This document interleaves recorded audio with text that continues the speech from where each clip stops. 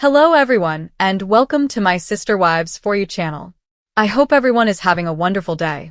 Before we begin, please hit the subscribe button and give this video a thumbs up. In the most recent Sister Wives episode, Janelle Brown explained why she does not want to be friends with her ex-husband Kody Brown and his wife ROBYN Brown after their divorce. Janelle Brown is putting her family first. The Sister Wives star admitted that she had no desire to pursue a relationship with her ex-boyfriend, Kody Brown, who is currently monogamously dating ROBYN Brown. "I can still be very friendly with Kody," Janelle said host Sukanya Krishnan on the June 1st one-on-one edition of the TLC series. "I never really had much of a relationship with ROBYN. I don't have hate or hard feelings, I just don't really want to know them." She continued, "I could sit and talk to them. That would be fine if it were all superficial. That's no big deal. I'm just not going to be buddies with them or go to lunch with them." Logan Brown, 31, Madison Brush, 29, Hunter Brown, 28, the late Garrison Brown, 25, Gabriel Brown, 23, and Savannah Brown, 20, are her children with Kody, and while she may be courteous to him, Janelle has no plans to enhance their relationship. "As far as trying to get together and make us interact, it's because I really wouldn't like that," the woman, 56, said. "I don't like them in that setting. I just don't like them. I don't want to be friends with them." She simply stated, "I'm not looking for it, don't need it, and don't want it." Meri and Christine Brown, Kody's ex-wives, were always at odds about his connection with ROBYN. Janelle believes that his increasingly hostile behavior toward his ex-partners is a response to that dynamic. "I feel like a lot of people want to pin the blame on ROBYN," she told me. "I don't think that she is necessarily innocent in this. It takes two. I think, in a lot of ways, he's made himself more villainous to take away some of the blame from her." She went on, "I don't remember him being this mean. All the stuff with rewriting history, I feel like he wants to focus on himself and not so much on ROBYN because there are a lot of accusations being thrown around about her." Janelle made it clear that she disagrees with the idea that ROBYN broke up the family and that she never wanted a plural family. Meanwhile, Kody has categorically denied that his relationship with ROBYN contributed to the breakup of his prior marriages. In the May 25th program, he admitted that he never loved Meri. He kept going, "My relationship with ROBYN hasn't been affected by these other relationships." Kody Brown stated his intention to divorce his first wife, Meri Brown, shortly after their 1990 wedding vows. However, Meri stated in the September 15th premiere that he led me to believe that he would work on things by saying, "Oh Meri, when we move to Flagstaff, this will be a good time to have a new beginning for us," referring to their 2018 relocation. Like he led me to believe those things. This is what he's done for many, many years. Her main gripe, she said, was his lack of communication and how he really felt and what he really wanted or what he really didn't want and the story that he's been telling for all these years. Kody also agreed that there may have been mixed messages, but only because, as he put it, "I'm like, why would I do this?" when he started working on it. "I would not court and date her now." In any case, when Meri finally pulled the plug in early 2023, her friends were overjoyed. They're like, "Okay, we're here for you, we're supporting you. And it's about damn time," she told me. "Because if he can push me out and I leave, he's not the bad guy because he didn't walk away," she says, hinting that he had been attempting to coerce her into leaving him for years by stating he didn't love her. In the season premiere, Kody stated that he was willing to let the project die years after the family purchased the 14-acre plot of property in Flagstaff, Arizona, on which they planned to build. Unable to build without paying the whole $820,000 price tag, which the family purportedly did in 2023, he told his surviving wife, ROBYN Brown, "I'd almost rather scrap it or sell it and then just start again somewhere else." "I can't talk about that," she said, referring to ROBYN. "That is so not where I'm at." Janelle Brown, the second wife, had already informed E! News, "We just kind of started to grow apart," but she eventually left due to Kody's failings as a dad to numerous of his children. The mother explained to Logan Brown, Madison Brown Brush, Hunter Brown, Garrison Brown, Gabriel Brown, and Savannah Brown, The big spark for me was when his relationship broke down with my children, and he didn't seem like he would move heaven and earth to fix it. And I thought, okay, that was what was really holding me here. Janelle refused to consider reconciliation, even when Kody brought it up in the November 3rd episode. I don't know how I would ever reconcile with him and have him not have a relationship with my kids, she talked about. No, I'm going to always choose my kids. That was Kody's explanation for not working more to resolve the issues he was having with some of his adult children. I don't fit in with the family anymore, he stated in an episode that aired on September 15th. Dayton, Aurora, Brianna, Solomon, and Ariella Brown are the 5 children he and ROBYN are raising together. He said further, and then I have some relationship with some of the other kids, and it's infrequent. And so I'm like, what do I do with all of this? It doesn't feel like a family. We're probably doing the worst we've ever done in our marriage, ROBYN acknowledged in season 19's debut, despite the fact that they were completely monogamous for the first time in their 14-year marriage. It's been tough between us. He doesn't know who to blame, himself or one of the other wives. Kody's feeling a lot of rejection, and so I think he's kind of looking at me going, are you going to reject me too? The worst part, she summed, was that there's no resource to help with the idea that I'm still married to a man who's going through divorces. As a result, she revealed, I'm on my toes. I'm having to consistently make sure that he's not sabotaging our relationship. Kody confessed, I can't look myself in the mirror and say, hey dude, I love you. He was going through a confidence crisis. ROBYN found it tough to see her former sister wives enjoying their new era. They're all moving on, she stated in an episode that aired October 27th. I feel like the idiot that got left behind. Add Madison, Janelle's oldest daughter, to the list of children Kody does not currently see. During the film's premiere, Janelle said, I am aware that Maddie has not spoken to her father. She's not called him, and she doesn't have any relationship with ROBYN. She's pretty much written them both off. Kody's strained relationship with Maddie's children, Axel, Evangeline, and Josephine, is the issue, according to Janelle. She doesn't really want him to have any contact unless he can commit. Janelle revealed on the September 22nd episode that when the family started to really dissolve, Kody did sort of cut off communication with Maddie and her husband Caleb Rush, whose sister married Kody's brother. Maddie has been mama bear to the extreme, Janelle added, since Kody hasn't called or come to see her. She has felt like until he can be consistent and show up and not be dramatic that she feels like it's probably better if they don't know about him. ROBYN noted that she has been pressuring Kody to make amends, but she also stated, I believe the children should be doing the same thing. Kody, on the other hand, seemed unprepared to fix the divide for the time being, stating that every time he spoke with his daughter, it was a fish for gossip, and I got tired of it. Love should be multiplied, not lessened.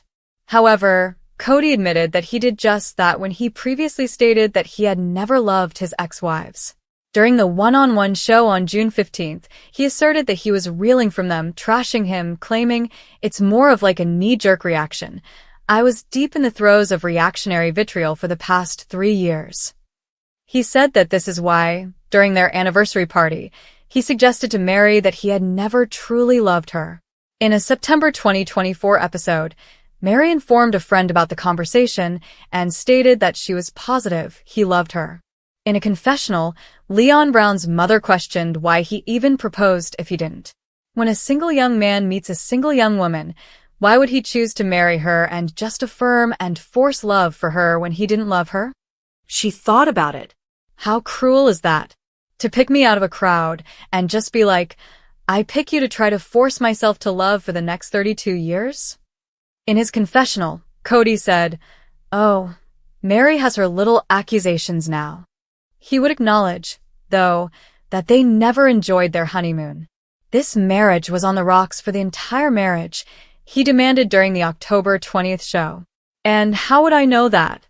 Because I had such a better relationship with Janelle, with Christine, with ROBYN. Leadership will never allow you to marry again if you're discarding wives, he wrote, but he stayed out of fear. Janelle indicated that the first step was to pay off the Arizona property, but she was unsure whether she wanted to build on Coyote Pass or simply sell it.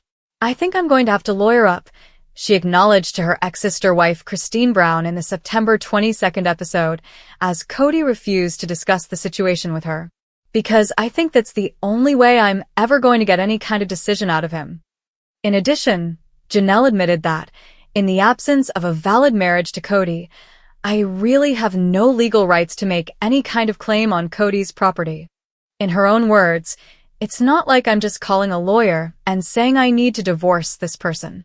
No, it's really complicated because there's no legal marriage."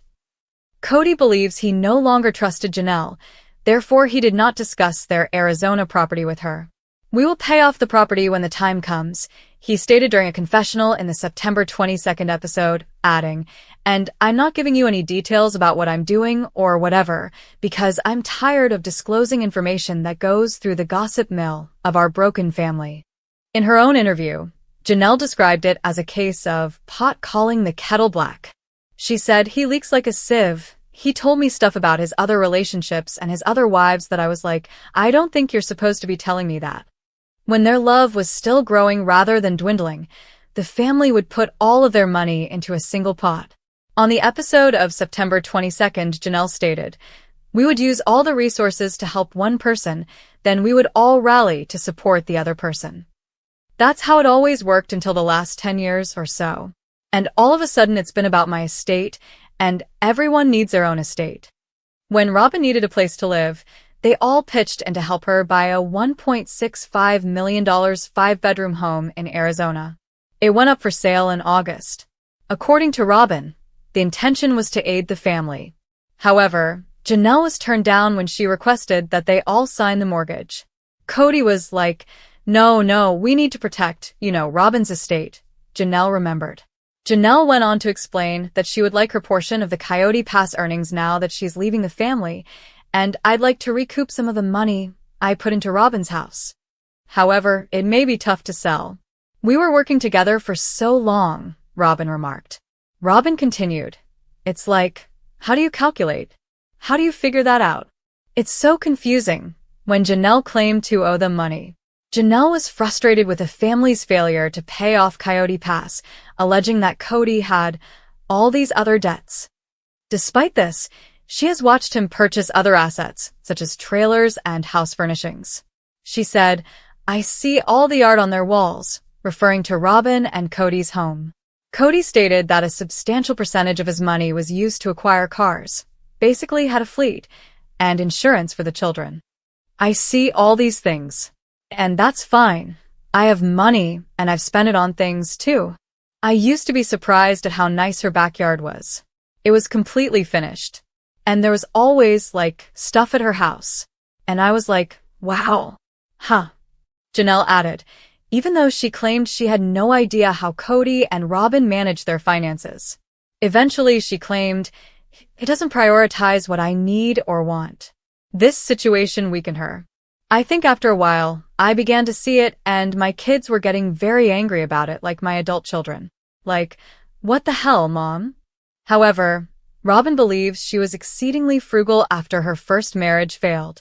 During the September 22nd episode, she revealed, "I used to be not so great with money. When I was young, I had hard knocks, and then I learned during my divorce really how to budget myself very, very well." Regarding her fellow sister wives, she stated, "You just must have had a different priority of where your money was going to go than I did. That's all." There's no contact, really, with Meri, ROBYN, or Kody, Janelle revealed in the September 22nd episode, as she and Christine, the mother of Aspen Brown, Michael T. Brown Padron, Paydon Brown, Gwendolyn Brown, Isabel Brown, and Truly Brown, gathered with their children. "I don't think that will change anything." During their stay in Las Vegas, Kody described their arrangement of 4 residences on a single cul-de-sac as the best time of my life, noting, "Everything was going well, and Maddie and Caleb were around, and it was great having them around. I also adored Caleb. He was certainly like family." However, things started to fall apart in Arizona as they clashed over protections against the coronavirus, and he said that his marriages ended, followed by his ties with the children. It just made all those relationships go sour. Christine, on the other hand, argued that difficulties existed long before she announced her departure in late 2021. During the September 22nd broadcast, she remarked, "My leaving didn't change his kids' relationship with him. All the kids that were frustrated way before I left." Kody still has time to restore his relationship with his children. However, it will surely take some effort. The problem is that I'm unwilling to accept responsibility for actions that my wife or ex-wife claims I took. I'm so angry about how I've been treated that I haven't gotten past that, Kody told the audience. I'm hopeful that the disdain will ultimately pass. We will be able to rediscover love and forgiveness. When Kody and Meri were legally married at the ages of 19 and 21, respectively, he admitted that they didn't truly know one another. They eventually filed for divorce in 2014 so Kody could legally adopt ROBYN's 3 oldest children from her first marriage.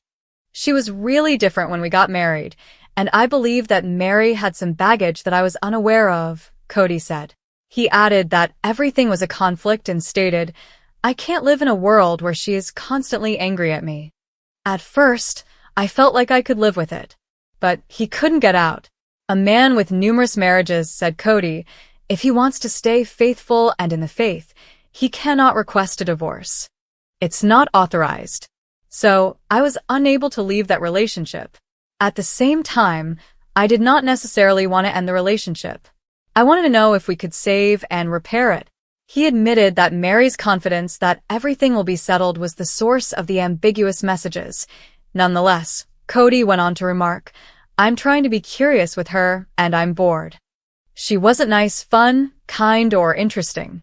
He said that he understood Meri's emotions of abandonment, saying, "But I didn't kick you out. Christine, Janelle, and Meri all decided to have me leave the house." Meri requested an official separation, known as a release, from their church in late 2022, despite Janelle and Christine's belief that they did not need to divorce Kody because their marriage was never legally valid. In the September 22nd episode, she added that it was through our church that each of us 4 females wedded Kody. Obviously, we can't all be legally married, but it was what we termed a covenant. So I think it's better to end that because we're not going to marry, and I don't want to be forever bound to him if he doesn't want me. And I'm at the point where, let's just separate this completely. She went on to add that Kody was opposed to the idea because he didn't want to acknowledge the authority of church leaders. The harm was done so badly that we're not going to reconcile no matter what, Kody remarked in relation to his viewpoint. And so, whatever, we are made accountable to God. I don't want to be liable to this church and all its nonsense. So I'm going to let Meri do her thing because if I get furious at her, it would turn into a battle. And I simply needed her to go away since it took her so long to understand everything had been done and over for years. For the 18 Brown children, a text message discussion about a 2021 holiday gift exchange took an exceptionally violent turn. "It all got awful, it all went south," Christine recounted. Kody and ROBYN and their kids were on one side, and they wanted nothing to do with Janelle, me, or our kids. And there was a division following this text thread. According to ROBYN, her 3 older children felt that the conversation was emotionally unsafe and advised them to distance themselves from the relationship. But it was never about, "We don't want to see you again, we don't want anything to do with you," she maintained. It was just about, "Hey, this got yucky." Gabriel hopes they can find each other again. In the October 13th episode, he confessed, "The thing I want most is to just have a relationship with ROBYN's children again." In middle school, Aurora was my favorite person to spend out with. And throughout high school, I would always try to contact Dayton. But I am not hopeful about a relationship with Dad or ROBYN.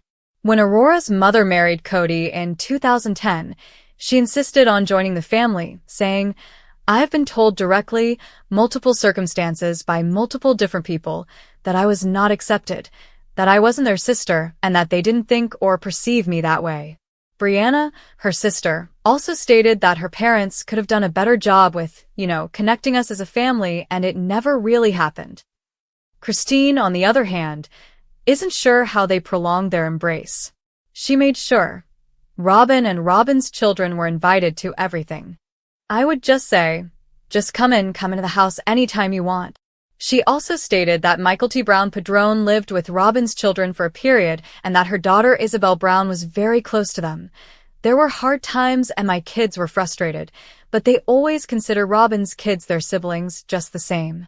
She lashed out at the autonomy she gained through many marriages, saying, "When it's working properly, you have this great family unit that you're a member of, a community that you're tied into. You have a husband, a terrific relationship with him, and you have everything correct? And then I have complete independence. So, for me, plural marriage was an excellent arrangement." However, Kody would never again say, "I do" to polygamy. Polygamy kills emotional intimacy. He commented on the episode that aired on December 1st. "It makes everybody defensive, and I really want an emotionally vulnerable, intimate relationship with a woman, and you're not going to get that in polygamy."